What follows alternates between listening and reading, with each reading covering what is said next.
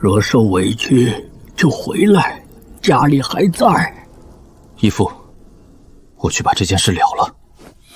一个凡人旧袍也敢配清玄宗弟子，今日有好戏看了。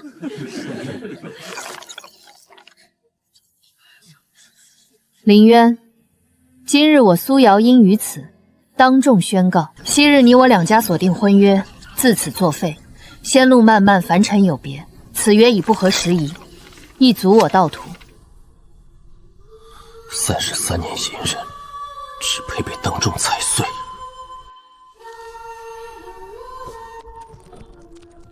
10几枚下品灵石，这是补偿还是把林渊的脸面买断啊？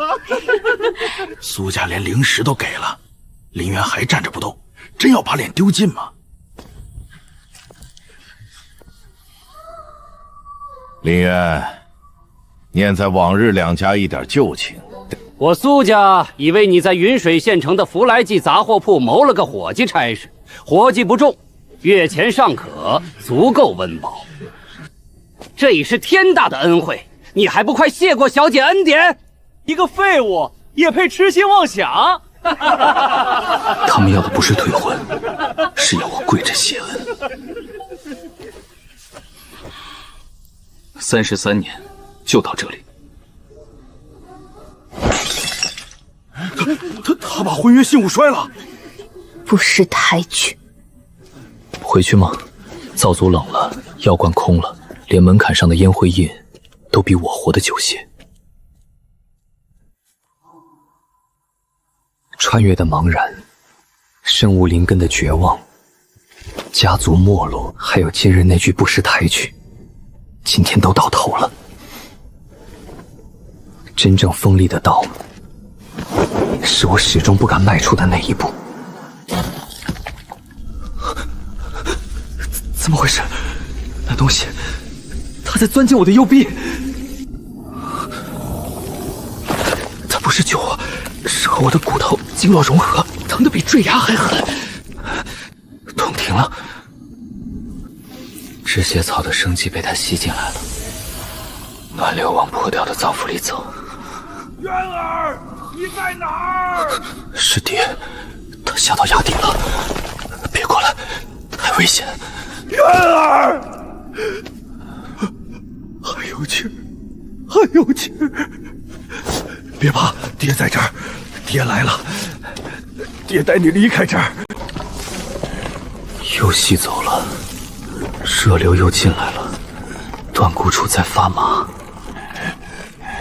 这烙印不止吞止血草，它会夺走草木生机来续我的命。渊儿，疼就哼出来，别吓爹，爹马上带你找地方避风。撑住，先到那处小石空，再回镇上求医，一定有活路。手指能动，手臂也能动，坠崖时明明骨头像碎了，现在怎么只是酸痛？胸口还疼，可比那时候好太多了。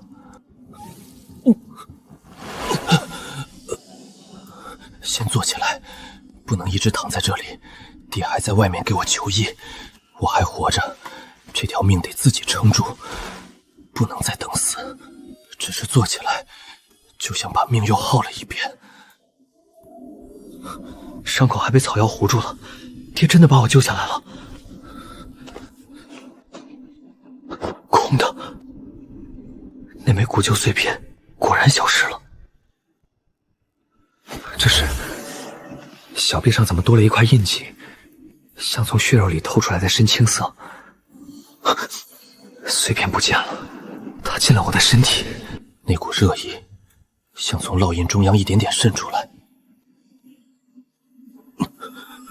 它在进皮肉筋骨，最后流向丹田下方。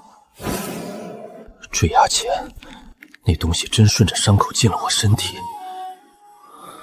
手指能动，握拳也有力气再回来，可这烙印一点没变，不痛不麻，擦不掉，倒像长在血肉里。这里有水袋，有面饼，还有火草。先试试这烙印会不会对外物有反应。不是刚才那种温热，他在指向这株草，像是在汲取。绿意被抽干了，1-2个呼吸就枯成灰褐色残渣，虚弱感、饥饿感都被冲散了大半，胸口也没那么闷了。这不是幻觉，它能抽走草木生机，再变成我能吸收的力量。又来了，分毫不差。这股热流稍弱，但一样进了丹田。它像过滤器，把草木精华炼成纯净能量，绕过灵气炼化，直接滋养血肉。我有救了。别急，车前草热流粗，小气草热流弱，却更清冽，差别一定有原因。热流几乎没有，苔藓也没瞬间枯死，是生机太少，还是精华太薄？死了的，彻底失去活性的，没用。这股热流带着清凉气息，连昏沉胀痛都散了些。药性也会影响效果。植物生命活性越强，品质越高，料就越足，烙印积得的快，我得到的热流越丰富，效果也越特别。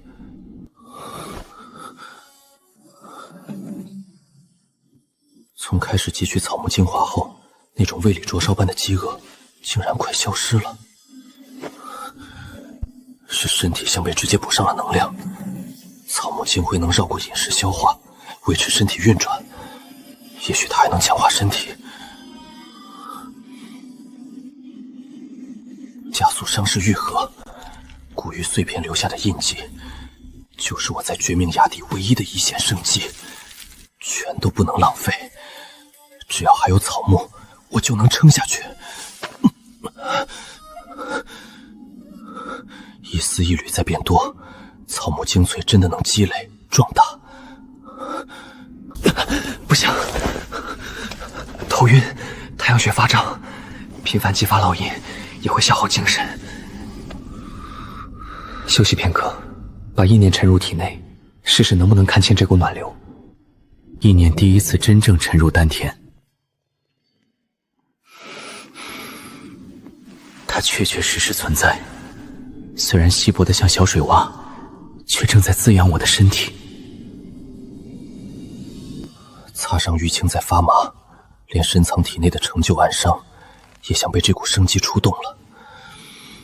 14岁烈野珠留下的旧患，先从这里。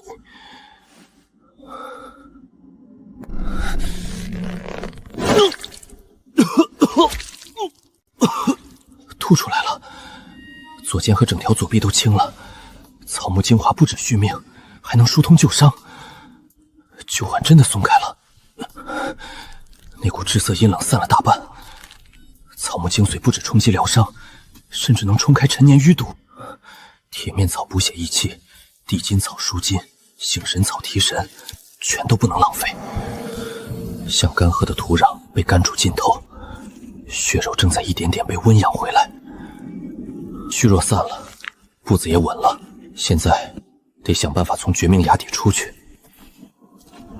这崖壁近乎垂直，上面被云雾遮住，看不到尽头，可困在这里就是等死。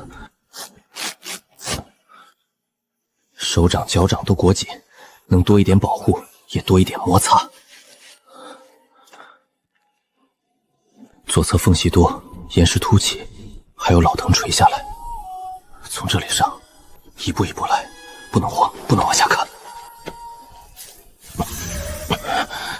一丝清凉补进来，刚耗掉的力气又被顶住了。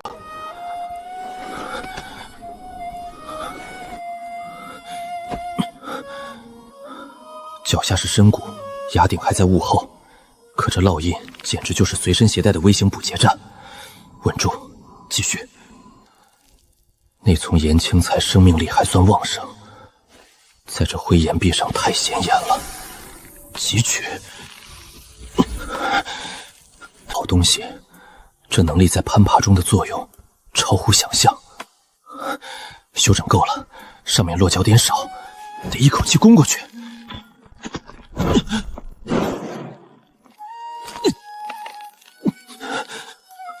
全身重量都挂住了，脚下是深渊，不能松手，绝不能。右侧下方3尺，那道裂缝里还有一小簇植物。可知，再撑下去，左臂会被撕断。现在就是机会，唯一的机会。痛不痛已经不重要，抓不到他，我就会掉下去。左手要脱缝了，抓住了，吸取。呀，这股力量比之前狂暴太多了。左臂没有断，这股热气在撑住肩膀，血结藤已经被吸干了。稳住，先找落脚点，别再掉下去。暂时安全了。烙印不只是慢慢补力，绝境里它就是续命的猛药，必须上去。阿爹还在等我，我不能死在这里。灌入手掌、脚掌、腰腹，死一点也不能浪费。力量回来了，身体能听使唤了，百余掌不再是绝路。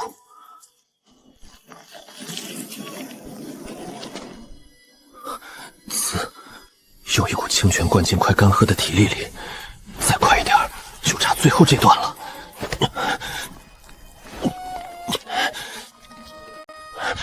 傻了，抓住了，我做到了，真的爬上来了。这里是断崖背面，天快黑透了。下山回镇的路在那边。阿爹如果去镇上找郎中，现在早该回来了。先回家，阿爹千万别出事。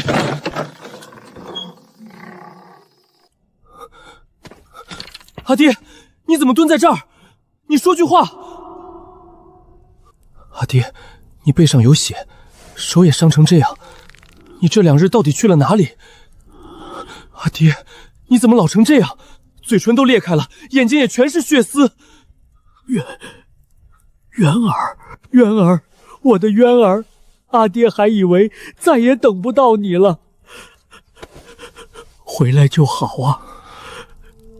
都怪阿爹不该逼你去履行那门婚约，爹不该逼你去，那老石子的婚约咱不要了，人回来就好。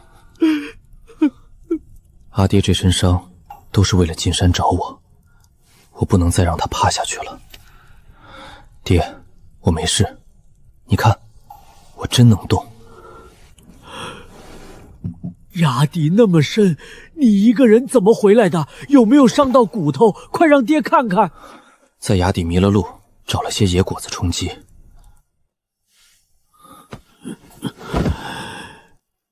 摸到天黑才顺着溪流认出方向，慢慢爬上来的。爹，家里怎么一点粮都没有？你这伤又是怎么弄的？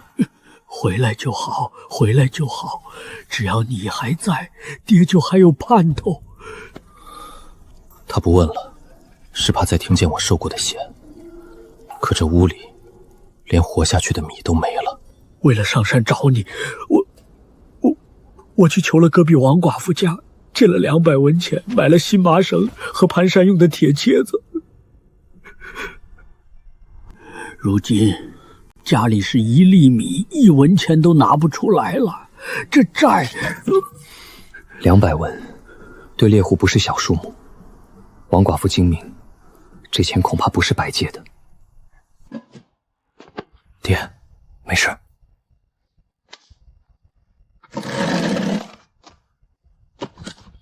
债慢慢还，总能还上。粮食的事儿，我来想办法。我在山里认得些草药，明天我去附近转转，采些能用的，拿去镇上药铺换点钱米，先应应急。你才刚回来，身子骨还虚着，身上还有伤，山里风大路重，我心里有数。爹，你别担心，好好歇着，把身上的伤养养。我去烧点水，咱们先对付一口那饼子。渊儿，别再进深山。草木精华能压住饥饿，也许还能换来活路。明天进山，必须弄清这烙印到底能做到哪一步。恶狼，更凶的东西，都比债务来得慢。我要验证烙印，验证这条路能不能救命。野狼沟到了，这字像险，也像狼。这里不像外面的山，草木气太浓，也太安静了。烙印在动，它在回应沟里的草木生机。既然有反应，就不能退。前面有老药，也可能有狼。我要先找到真正能让烙印起反应的药材。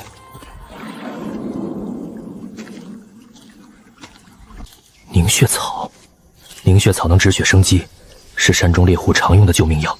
可惜药性普通，价钱向来不高，急缺。比杂草的暖流厚实得多，这才是真正有用的药力。好东西。不对，烙印抽走的好像不是全部，那不是完整的生命力，更像是被抽空主心骨后留下的结构和框架。药气被抽走，草药的底子却还在。若是抽走精华能强身，留下的残渣又保有纯净药性，他未必一文不具。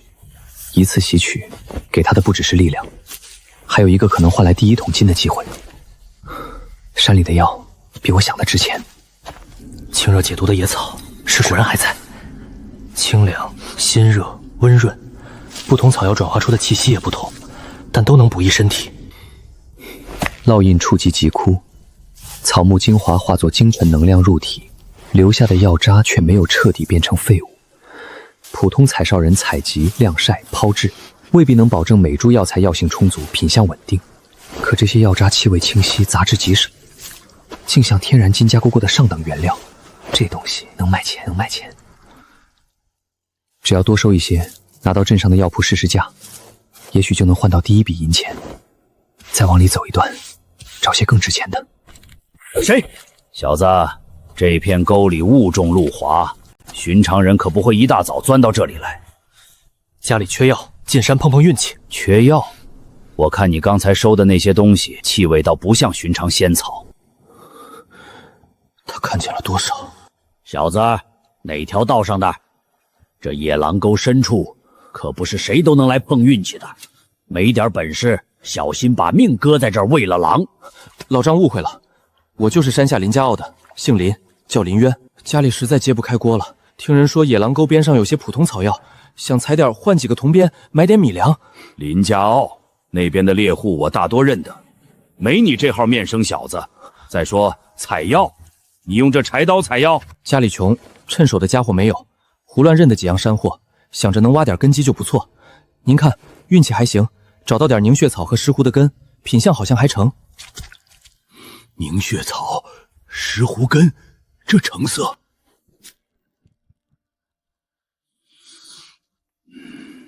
小子，你这真是自己采的？山沟边上寻到的，我也不太懂，只想着能换些米粮就好。运气确实不错，不是相当好。这凝血草晾晒的法，药性留存极好，比镇上药铺的大部分护色都强。这石斛根的品相也难得，若是完整的金条，怕是能直接送进百草根内柜。药渣比我想的还值钱。不过小子，光靠运气不行。这野狼沟越往深处走越不对劲，老夫采药30年，都不敢轻易往最里头那几道梁子去，那里雾重，容易迷路。前几日还有老猎户说，看见灰背狼群在深处活动。更麻烦的是潮湿洼地里的瘴气，不知不觉就能放倒一头壮牛。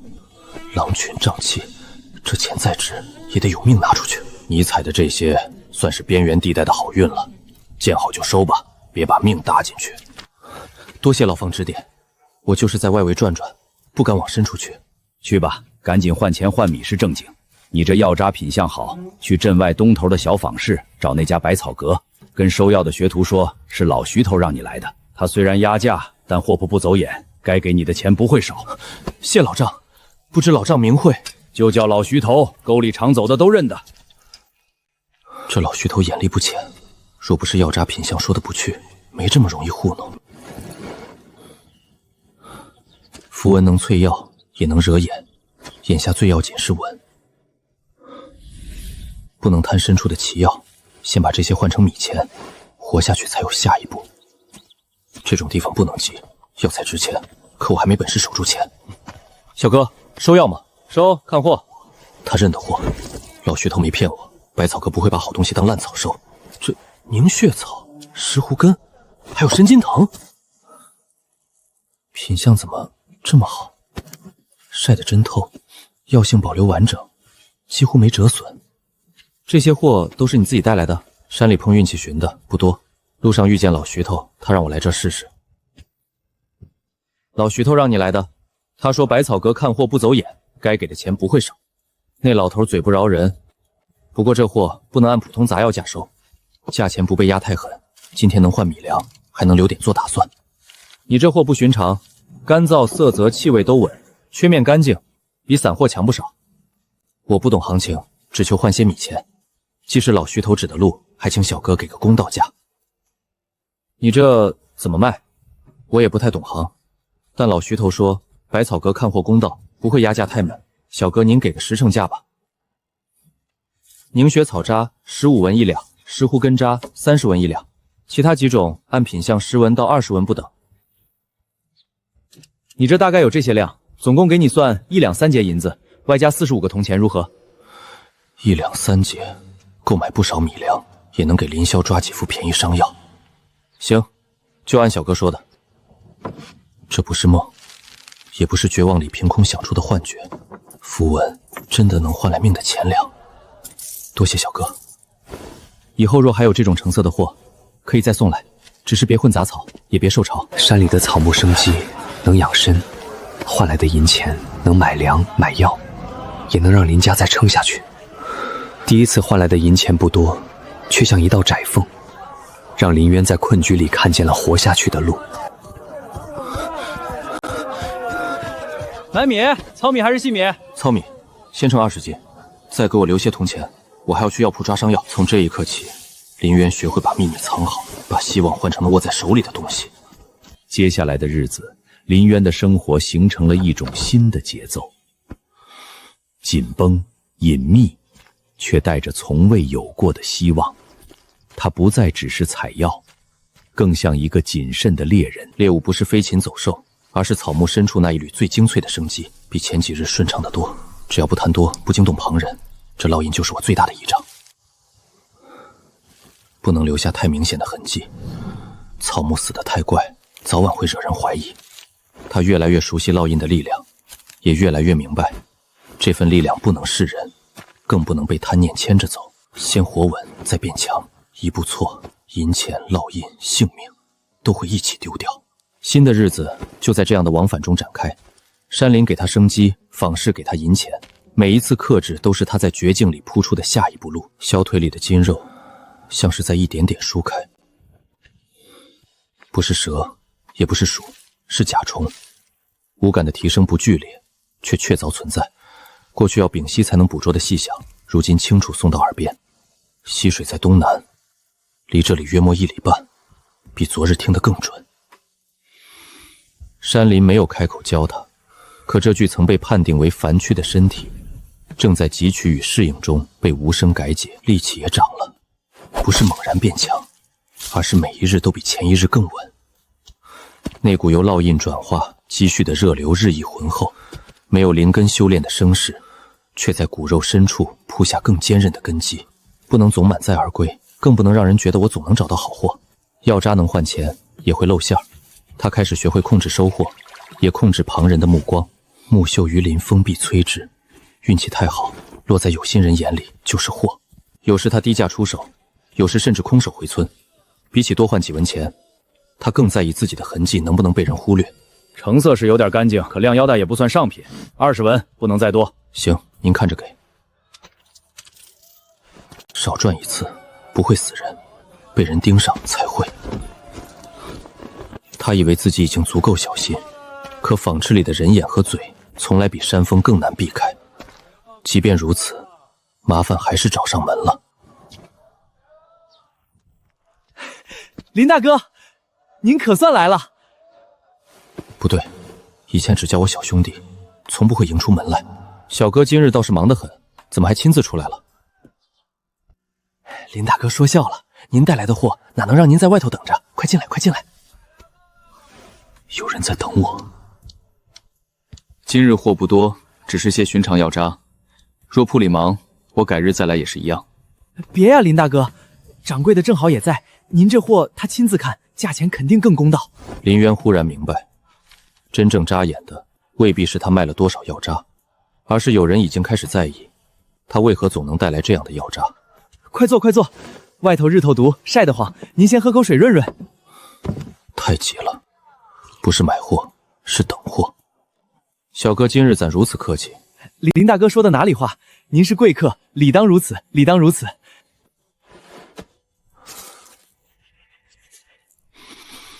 他们已经知道这些药渣不寻常，只是不知道源头在哪里。好，品相还是这么稳，不比上次那批似乎更润了些。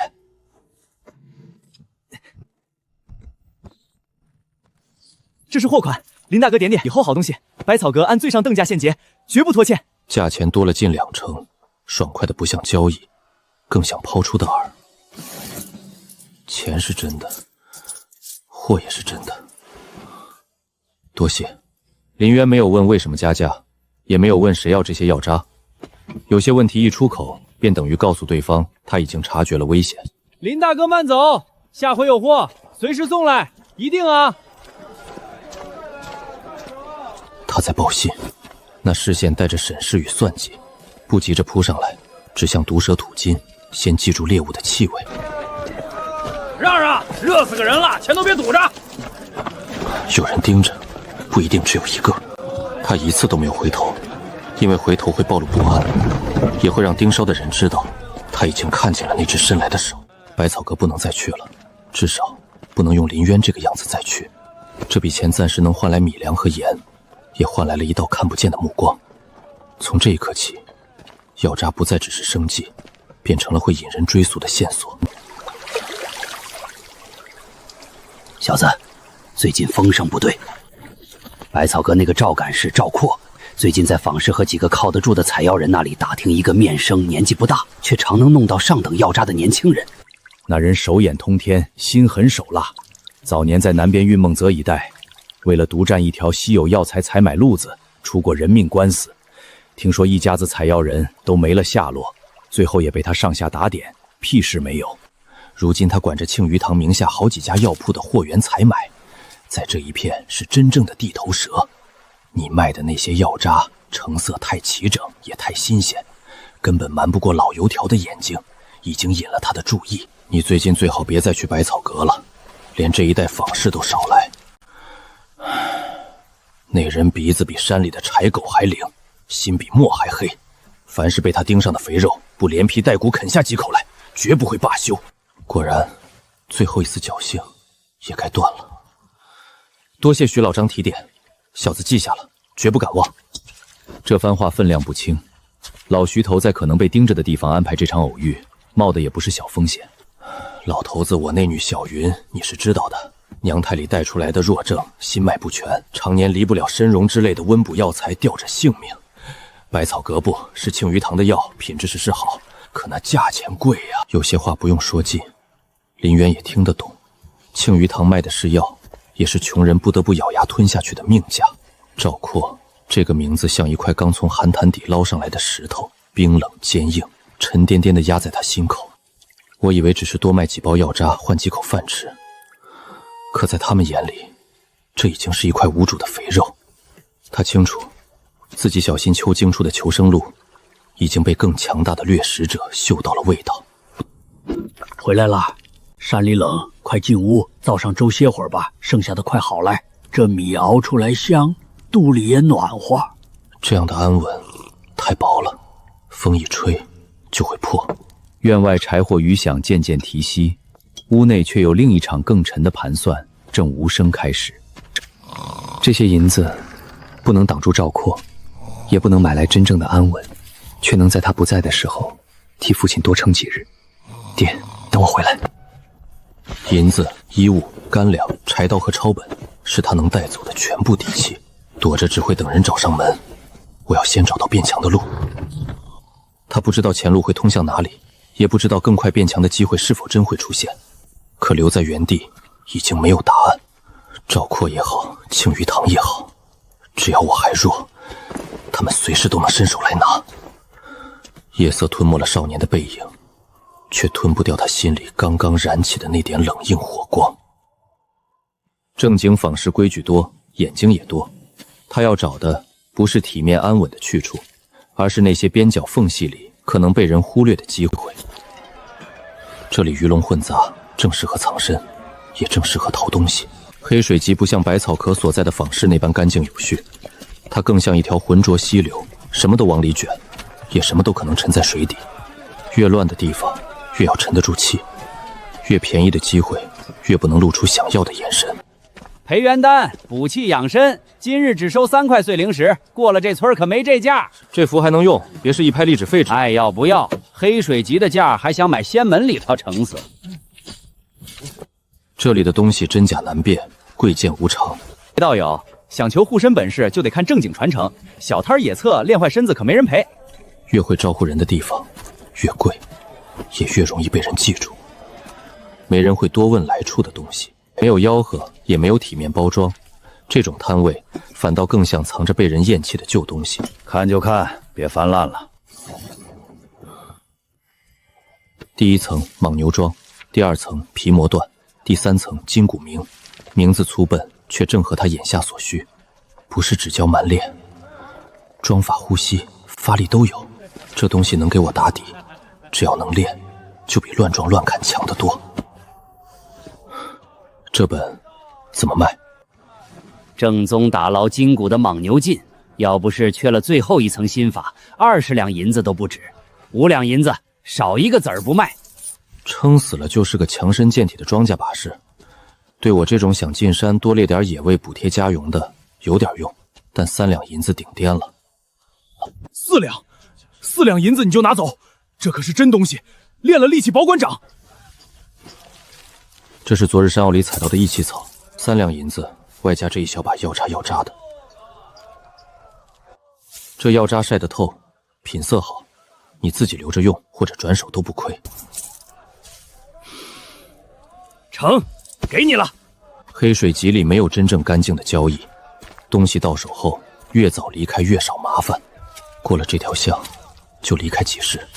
小子，走这么急，怀里揣了什么好东西啊？听说你最近发了点小财啊，天天往药铺跑，卖些个成色不错的货。赵爷对你挺感兴趣，识相的就跟哥几个走一趟，请你喝茶聊聊。几位大哥，是不是认错人了？我就是个穷哈哈，来这儿买本旧书糊口，哪里发什么财了？我不认识赵爷啊。铁牛气息粗重，像练过拳脚，另外2个只是混混，巷子窄，不利他们一起上。错不了，赵爷让你去，你就得去。有点意思，原来还藏着2下子。第一下避开了，可巷子仍被堵死。真正的麻烦现在才刚刚开始。还敢躲？太快了，来不及细想，身体已经先行。热流把松散气气拢成一股。来，几位大哥，现在还能说是认错人吗？妈的，邪门！臭家伙，废了他！那是我的刀。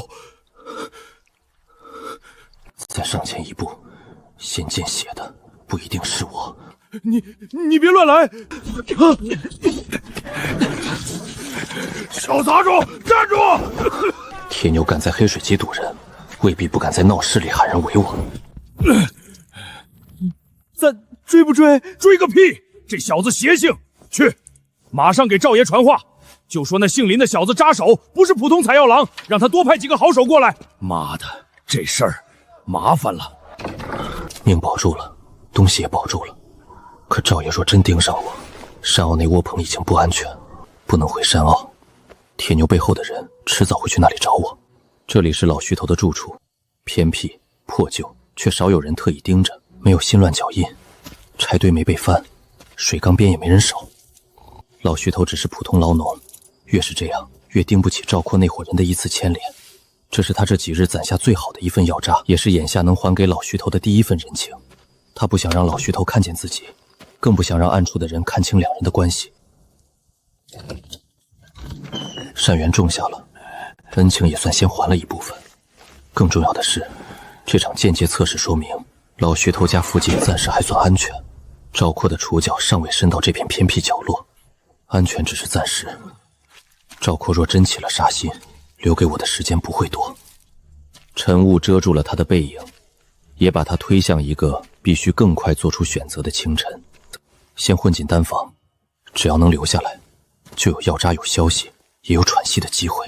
对现在的林渊来说，回春丹房不只是谋生之地，更可能是他躲开赵括，积攒力量，真正踏入修行路的下一道门。回春丹房不算最大，老徐头提过，那里口碑尚可，掌柜也是讲规矩的生意人。这里不及仙城宏伟，却比黑水局多了秩序，也多了几分可以周旋的余地。赵括再横，也不敢在这种地方当街动手。至少今天，我有开口谈价的机会。越是安全，越不能显得结切。底层散修拿出太干净的药材，本身就惹人怀疑。药渣不能漏太多，也不能藏得太死。我要让掌柜看见价值，却看不见来路。只卖一点，试探态度，能留则留，不能留，立刻换地方。掌柜安好。客人是要抓药，还是出售药材？小子想出售些药材，还有一些别的，品类都寻常，只是处理上或许略有不同。药性保存极佳，杂质剔除的异常干净，这不是普通阴干或炒制手法能做到的。小友是哪家药铺的伙计，还是另有际遇？掌柜明鉴，小子并非药铺中人，只是偶然在山野间得到半卷古方残篇，上面记着些关于静制药材的粗浅法门。这批药材，小子愿全部奉上，不求银钱，只盼能换取一些基础炼丹常识，或是一两个最寻常不入流的丹方残叶。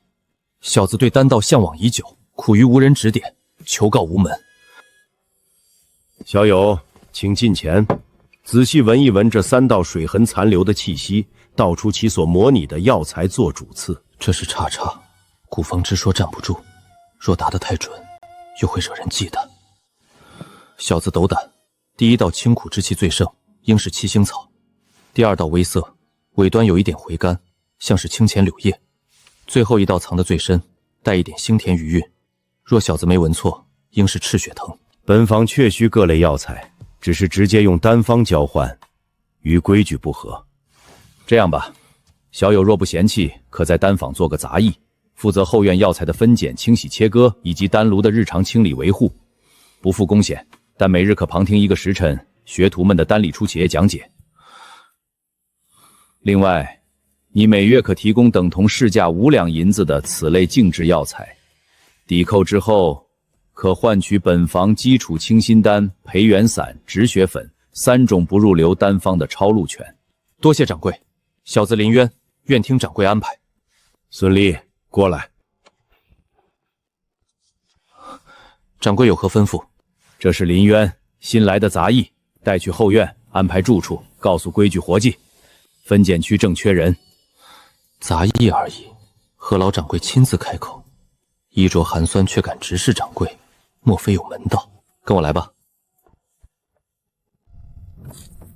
活计嘛，这些天黑前处理完，每天如此。还有那边的丹炉渣渣，每天炼丹结束后都要清理干净，一点不能留。记住，前院尤其是炼丹房重地，没允许不准靠近。学徒们讲丹理时，你只能在门外听，不准进去打扰。做好你分内的事，别仗着掌柜让你留下就生出别的心思。丹方有丹方的规矩，我负责杂役和学徒的日常，我说的话就是规矩。明白，孙师兄，我会做好。那就好，赶紧收拾下开工。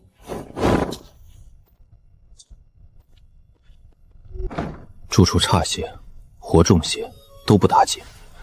只要能听丹理，能摸到丹炉边缘，这地方便值得留下。又是这种感觉，比方前在钱塘药渣上更强。丹炉渣子里竟还藏着这样的药性，这药液能感应，甚至能演出来。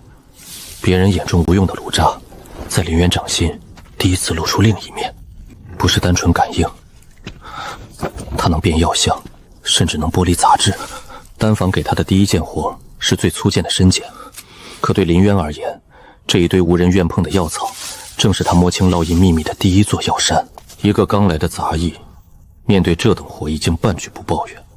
越是这样，越不像寻常穷小子。有吩咐？盯着点新来的那个。就他？一个新来的杂役？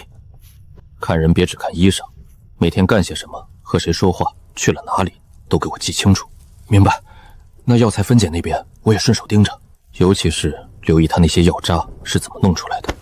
一个杂役而已，就算真有几分门道，在这回春丹方，也得先学会低头做人。掌柜的容忍是有限度的，而我有的是时间和手段，不是吞噬，是共鸣。这些灰败之气若不剔除，入炉时会压住主要的清醒。药气内敛，根皮紧实，断面润度够，可归一类，少了灵动的另放。寻常杂役靠眼力和经验变药，林渊却像翻开一本立体而活着的药材图鉴，看见每一味药草深处的性情。水性药材精气流动快，洗得太久，药力反而会散。不能太快，也不能太慢，像一个有些天分却只会按规矩做事的杂役。林渊，这批火夷子粉的不对，红色偏深的要单独放，那是年份足的，药性更烈。他说的没错，只是我已经按药性分过一次了。是孙师兄。那边也别空着，后院半个月没扫了，你去清一清。这些碎屑里也有残余药性，丹炉渣子、废药碎屑、霉败药草，在别人眼里都是废物，可烙印偏偏对他们反应最强。火梨子的余燥，碧柏藤的残尸，地龙根的着重，废成这样竟还留着痕迹。别人眼里的脏活累活，在林渊这里成了一门没有先生没有书册，却最真实的草木课。手脚慢就多做几遍，分错了整空重来。是，孙师兄。同样是七夜还魂，早采3日，清气服，晚采5日，苦一沉，重分一次，倒能看得更清楚。被这么折腾都不吭声，真是软弱可欺。日子在单调重复的劳作与暗中与观察里流逝，他没有靠近丹炉一步，却一点点摸清了丹房最底层的药性脉络。叶脉偏弱就轻放，根皮气重就久洗，刀口要稳，也不能稳得太像学徒。这团焦黑里有药性被烧散的痕迹，像是火候过猛。那堆灰渣发酸，或许是服药投入太迟。它像一块干燥的海绵，沉默地吸收着一切。药草的生机，废渣的败相，火候的痕迹，错误的余味，都在他心中慢慢沉淀成经验。不是单纯火候过了，这里面的药性散得太乱。这一次烙印传来的不再是温和共鸣，也不是细微感知，而是一种清晰强烈近乎刺痛的反馈。火性、寒性，还有一股沉滞着重的腐药气。这不是法渣，这是失败留下来的痕迹。烙印像把废丹崩毁的过程硬塞进我的脑子里，一点都避不开。青草的燥力，寒星草的阴寒，还有那股着重腐药，不是不能并用，是他们相遇之前已经失了次序。若在寒星草同入之前，先梳理青草过于外伤的火性，不是压制，而是让它内敛一些，不是吸收，也不是抽离，只是引导。太散了，一碰就乱。若用力些，恐怕反而会伤了药性。若真有一株青草在手，我能稳住它一息吗？半息呢？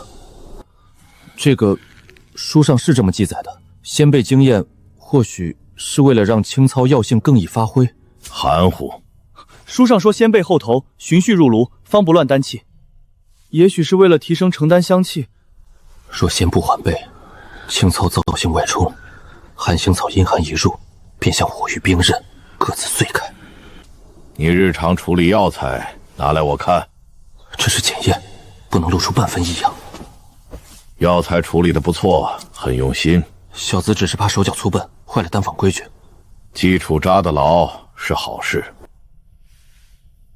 这里记着我早年整理的低阶药材搭配和处理窍门，还有几张不入流但略有巧艺的残方，不涉及丹道核心，或许对你处理药材有些许参考。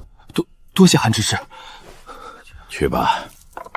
外人眼中，这只是一本不入流的旧手札，可对林渊而言，它像一枚火种，终于落进了早已干涸多年的心底。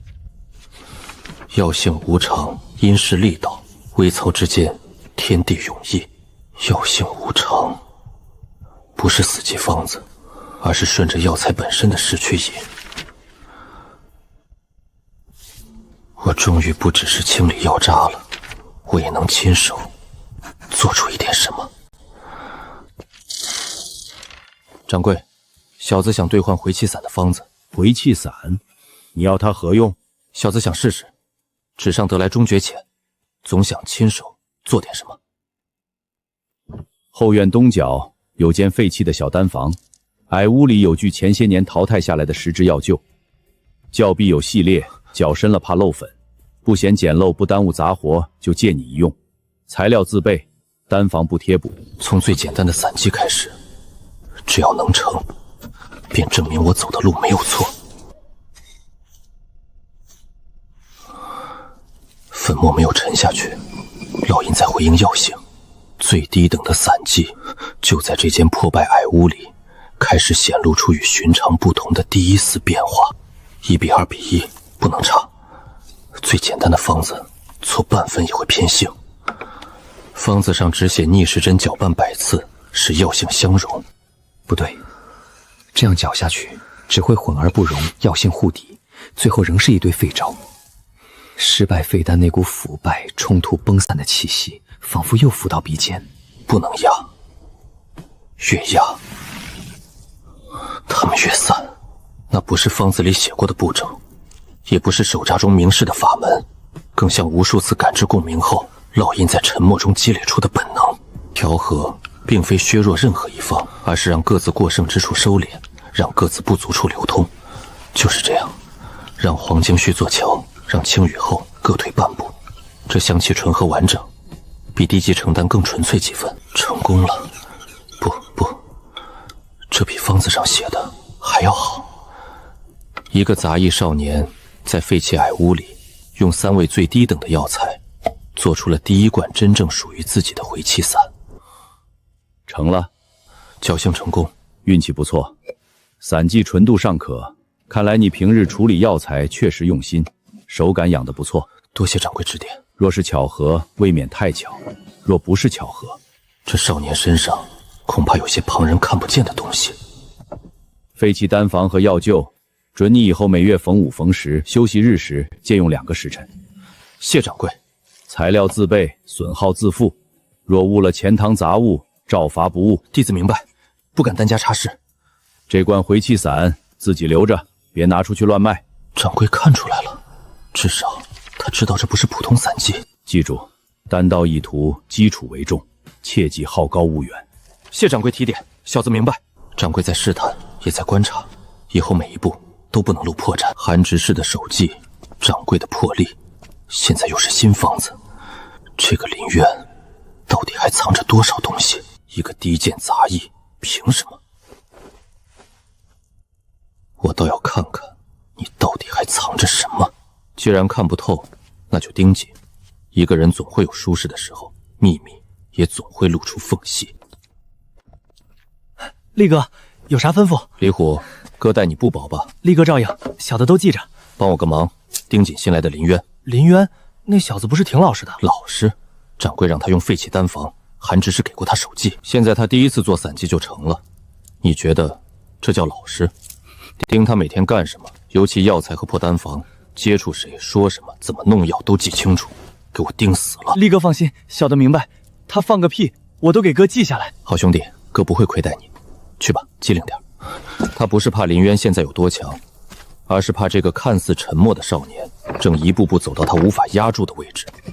粉末吸毒混合先后，药性轻重，这些都比回气散难得多。新方子意味着新的机会，也意味着更多目光。掌柜的探究，暗处的嫉恨，都在提醒他，往后的每一次练手都必须更谨慎，不能急，先把基础打稳，也要把秘密藏稳。黑暗落下，他脑海中却并非黑暗。第一次成功，不是可以松懈，而是证明这条路真的走得通。符文之道远不止萃取草木精华，它能梳理药性，压住冲突，甚至改变药材原本的走向。越是基础散剂，越容不得半点偏差，基础才是最不能急的地方。洪文腾活血化瘀，力道中正，却带造诣。白剂收敛生魔，冰片清热止痛。若是暗方混合，药性未必能完全贴合。想把每一味药材的气调和到恰到好处，远比单纯萃取精华更难，也更耗心神。掌柜的探究还在，孙俪的敌意也不会消失。方子是机会，也是火光。以后每一次动手，都要像在别人眼皮底下行走，不能乱，不能贪，更不能让人看出烙印的存在。更清晰也更危险的修行路径已经铺开。林渊，这筐下午前洗净切好晾上，别耽误钱塘配药。有人在看，是李虎，还是孙俪派来的？孙离明里暗里的刀难与打乱，他都照单全收，甚至将到这些窥探与压迫当作磨砺心性和隐藏锋芒的另一种考验。还不够，粉末越细，造诣越明显，不能压，压得越狠，反弹越重。要顺着他的势，慢慢带回来。时灵时不灵，引导过早，药性尚未显形；引导过重，又会让本该内敛的造诣变成抵抗。这一次是力道过了。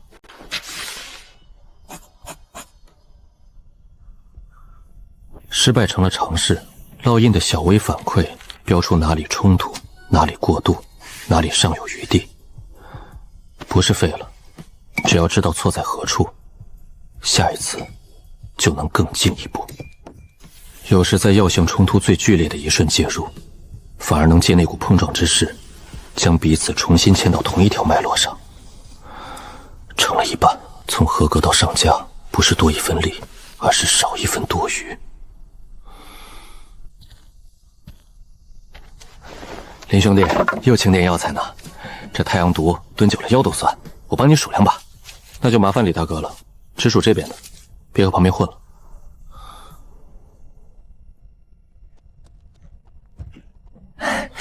林兄弟真是深藏不露，那手艺我看比不少正经学徒都强。